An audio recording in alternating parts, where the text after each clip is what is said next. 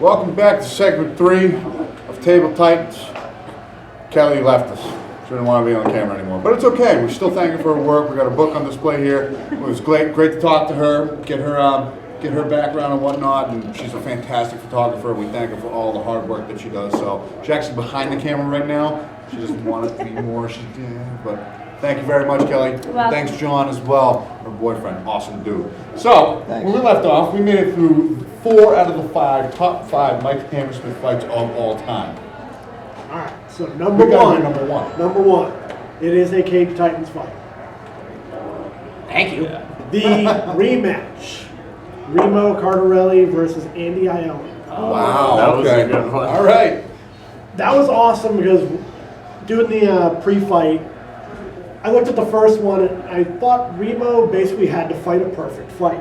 He's quick, some of the best hands in his division, but Andy's got power. He was 240 pounds before he started MMA.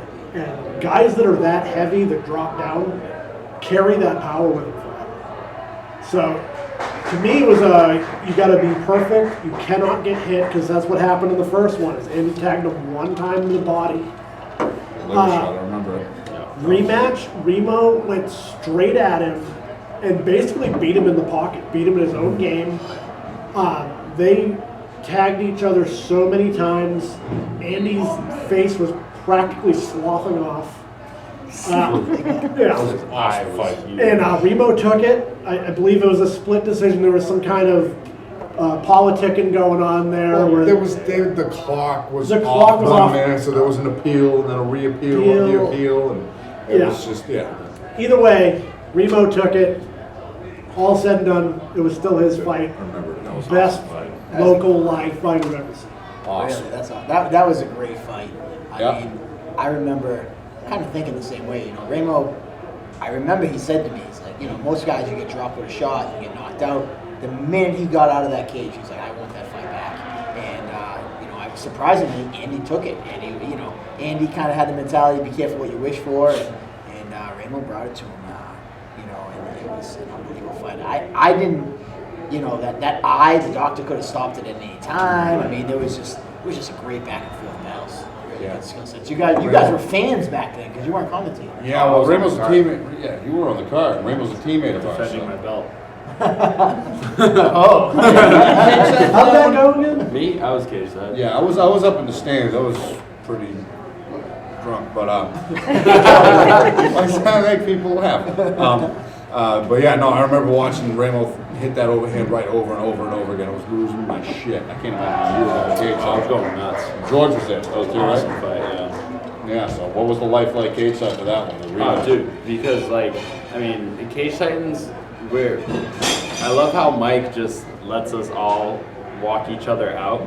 So when Ramo, We don't do that anymore. Oh, okay, well not anymore. But in the good old days, so when Ramo walked out, he was the main event. So the whole team walked out with him, and we all just find a spot somewhere, cage side, and but yeah, we were all just lined up against the wall, and Ramo just kept landing that overhand right on Andy just over and over again, just closing that eye. And we were all just going nuts. It was such a great fight. But yeah, it was awesome. It was so much fun, and I had just defended my belt, so I was already in a great mood, and I was nervous because Andy knocked out Ramo the first fight. So the whole time I'm thinking oh my god, if he gets caught, but he got the decision. It was an awesome fight. You kept saying about how he landed the overhand right. Was that something in training that you guys noticed and picked up on, or was it just happened to land then, or was that something you picked up on? I mean, it's tough to remember, but I remember going into that fight, we all kind of thought okay, he got caught with that body punch, but we didn't want to change too much. The strategy was to just stick and move. Ramo's a small guy. He's a tiny guy at 125. And, he can't stick in there with bigger guys like Andy. So the whole time, even going into the first fight, we had the same strategy.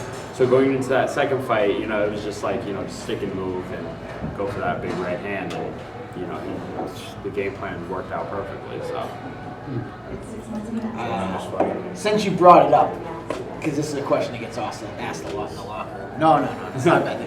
The reason why we don't go the old school way of letting Tom, Dick, and Harry walk all the fighters out of the cage. You know, and this is just something for our out-of-state schools to know what we do, why we scale back on that. Some of the smaller schools, you know, it's a disadvantage, and we want to have an even competitive playing field for these fighters. So, you know, if I allow Ramo to walk out with 10 of his teammates, and then they all huddle around the cage, in essence, he has 10 cornermen, and then his opponent only has him and 2 other guys, and they get 2. It's an unfair competitive advantage for that guy who's allowed to walk out with his fighters. In the UFC, they don't let, if you're fighting, you got to go sit in the crowd. You're not allowed to just roam around cage side. So it's something that we try to do to tighten up. Because as you notice, we're bringing in a lot of out-of-state fighters. We're using guys from different areas, and we just want to make sure that they have a fair, they're at a fair playing field. So Makes perfect sense. it comes up a lot because people used to love it. They'd walk out with 10 guys, the Gracie line, and they thought it was cool, and it's fun to be in there, the camaraderie. I remember George he'd walk out, and he would just get people in the crowd and be like, hey, come on, hey, come on, you wearing a Rivera shirt? You're walking, let's go. There'd be like 15 people in the locker room while somebody's crapping their pants, getting ready to fight, shadow boxing, hitting pads. They're like, I have no idea what I'm doing here. I just wore the shirt. It would happen time and time again, and we just walk out together. It was great. It was great. Oh, the good old days. But no, definitely understand why that's definitely seen as an advantage and why it's not done anymore. But that's some good times back there. So what do you guys got? for 5 fights? Top 5. Top 5 fights that you call. So you guys are calling events for 3 events. 3 events. 3. So very, very limited choice, but we've had some awesome cards with some awesome fights. So we took a minute or 2 to talk, and we're going to start out with an honorable mention. Your favorite joke of all time happened during this fight. Oh, yeah. The Harambe joke.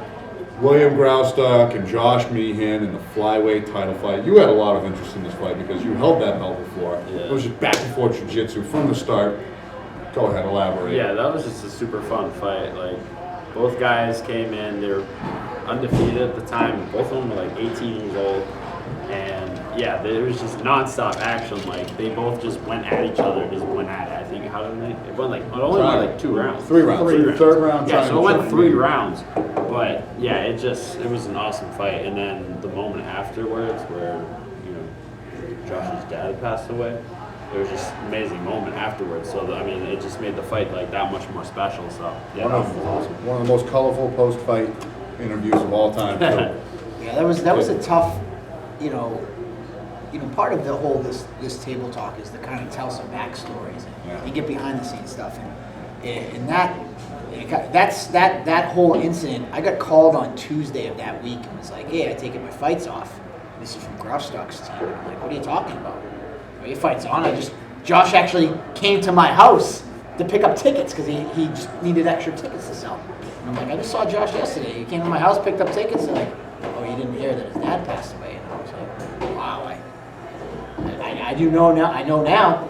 And obviously, I'm expecting Josh to pull out, as most people wouldn't, hold that against him. And I basically got told this. Listen, I'm focused on this fight. I'm going to get in there. I'm going to do what I came out to do and win this fight. And I'm going to win it for my dad. And that's what he wanted me to do, is continue fighting. And,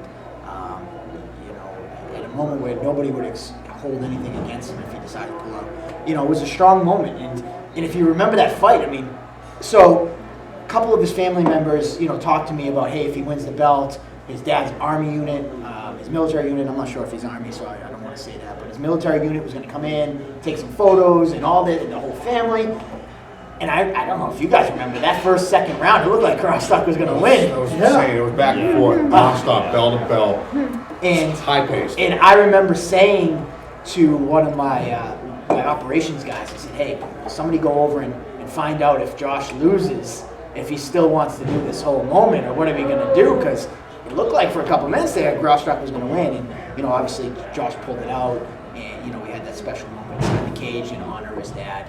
It was definitely a great moment. Good. It was awesome. And also, just to throw out the note, no one will ever forget the Harambe shorts either.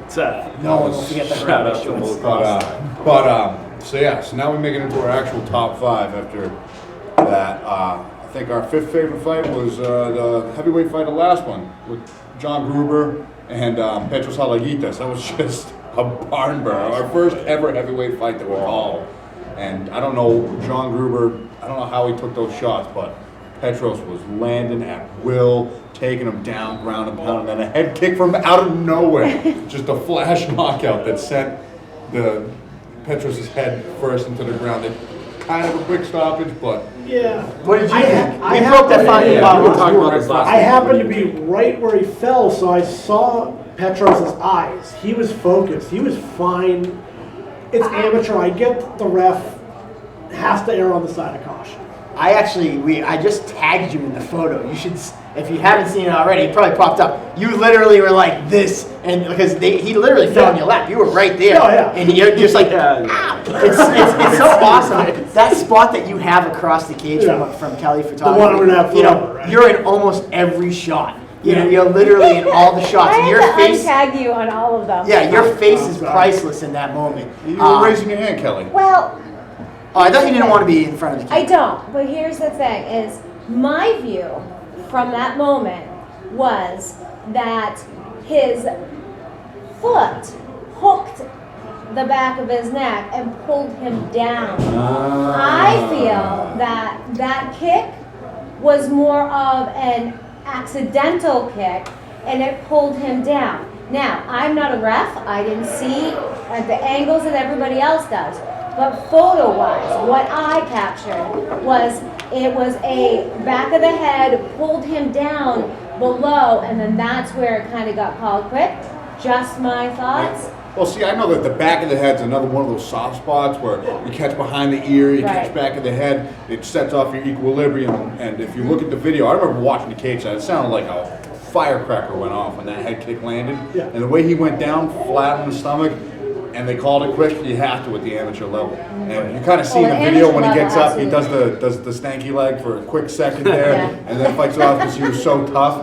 But you know, Right. it was a great fight nonetheless. So that brings us to our number 4 fight of all time, and that would be the women's fight that we called the professional women's fight between Sarah Click and Ronnie Nanny. Yes. That was such That an was excellent awesome. fight. Tactical brawl. Ronnie Nanny had that Ugh. that lead leg head kick that she kept landing with no switch that kept catching Sarah Click. They had some exchanges in that Silent fight attack. that were just incredible. Both women were hurt and they just showed their grit and toughness and fought through everything that they threw at each other. And I think Sarah Click pulled out the decision. Yeah, it was close, but yeah, we didn't know Yeah. anything about Ronnie Nanny, Mm-hmm. and she did not look like a fighter at all. Like she just looked like this sweet Cornered little by girl. her parents. Oh my god, and her parents were in her corner, and oh my god, this girl. That's could technically fight. not her dad, just for the record. Oh, okay. That it was her mom, but Oh, okay. that's But technically not. quiet, Oh, very yeah. quiet, Yeah, super quiet. shy, didn't You really want to talk, you a got to lot. get in the camera. Yeah, Oh, seriously, get- come on. get I thought your you seat said you back. didn't want it. Come on. I gotta get into this because that was one of my most What was our number 3? favorite What was our fights. number 3? We're Number talking three about is Ronnie on. and Sarah. Oh, we're still talking. We're still talking about Ronnie and Sarah. That was an That was a awesome close fight. decision. Did anybody? I know the judges gave it to Sarah, but did any of you give it to Ronnie? I thought Ronnie won round 2, if I'm not mistaken. I gotta watch back and see. Yeah, I know I it definitely was gave her a fair. round, but Yeah, I I remember thought Sarah I won the had fight, it but too. Ronnie Nanny won Sarah. a lot of respect. That was Yeah, such an totally. awesome display. 'Cause she got tagged, she was eating everything. Sarah Click has put girls out before, Oh, right? Sarah Click's She's She gave Sarah quite a challenge. I think Such that's an awesome one fight. thing that gets misinterpreted by the average fan when they see somebody's record. I think Ronnie came in with like a 2-6 record. Something like that, yeah. And it's like when you're a road warrior like Ronnie. Ronnie fought, I think, in the preview. She fought 8 times in like an 11-month span, and she didn't fight once in her home state. So when these road warriors are going out on the road and fighting in other states and being brought in, they're being brought in to fight the toughest of the tough in that particular state that they're going to.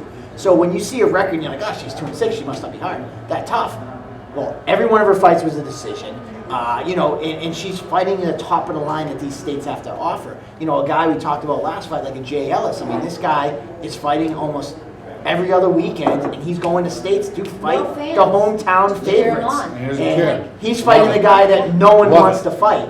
So, like, when you see Ronnie Nanny, I think everybody expected her to just kind of this meek, timid girl to come in and get steamrolled, and it was a surprise for everybody. Huge So, surprise. with that being said, Number 3. Number 3. Ronnie Nano was number 4. I got number 3. We didn't honorable mention. But number 3 would be Trevor Goody or Good? Good. Trevor Good So and good. Ross Denar. That was a barn burner at the prelims, the first fight, first night that we ever called. Good is like 6'7", 170. So tall. So tall. He's So built- lanky. I think his nickname is the Scarecrow, and he's built like Slender Man. He's just like, he's out there throwing Legs for jabs. days. He pulled, I don't think he pulled guard, but there was some ground exchange where he had Ross in his guard, and he's hammer fisting him from the bottom, and he's landing these hammer fists while he's got Denar in a triangle, and Ross Denar's trying to reach down and punch him, and he couldn't reach him. He was whiffing on punches. It was just such a contrast in sizes and builds, and it was just a tremendous fight back and forth. And Denar ended up clipping him with a couple overhand rights that wobbled him. Let It was me just ask tons you, of exchanges. or I'll ask all your opinions, and then we'll go to number 2 and number 1 in our final segment. We'll do one extra segment because we had so much fun today. All right, yeah. And we'll also do the challenge in the next segment. But anyway, real quick before we finish this segment, who did you have winning that fight, if you remember? I had Good. Yeah, me too. Yeah. It Denar was did a lot of so damage. but- close. I remember sitting there, like I'm not scoring.